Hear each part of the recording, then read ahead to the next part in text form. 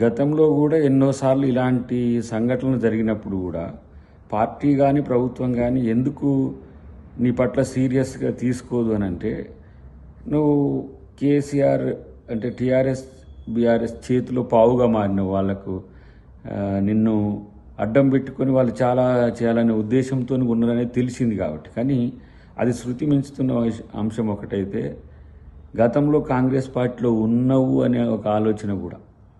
కానీ ఇది ఏ రకమైన సంకేతాలను ఇస్తుందంటే, నేను ఎంతకైనా తెగిస్తా, ఏదైనా మాట్లాడతా అనే స్థితికి వస్తే తర్వాత వాళ్ళు కాపాడడానికి కూడా వాళ్ళు ఉండరు. ఫస్ట్ అది సమస్య.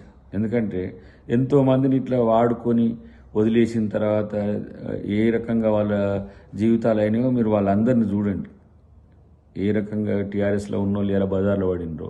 కాబట్టి పదవి అధికారాన్ని ప్రజల కోసం వినియోగిస్తే మంచిది. అన్నిటికంటే ముఖ్యంగా రేపు ఎదగబోయే తరానికి నాయకుల్లాగా ఉండాలి తప్పితే ఇలాంటి చీప్ టాక్టిక్స్తోని మనం సాధించేది కూడా ఏం లేదనేది నా యొక్క అభిప్రాయం. అన్నిటికంటే ముఖ్యంగా యువ నాయకత్వం ఇంత చిల్లరగా ఉండడం అనేది కూడా అందరికి కూడా ఇబ్బందికరమైన పరిస్థితి వస్తుంది. కాబట్టి ఇది ఏమంటాం, ఇదొక హితవు అనుకుంటావో, డిమాండ్ అనుకుంటావో, హెచ్చరిక అనుకుంటావో ఏమో, కానీ ఇది నీ పద్ధతి అయితే బాగలేదనేది చెప్పాల్సిన అవసరం వచ్చింది.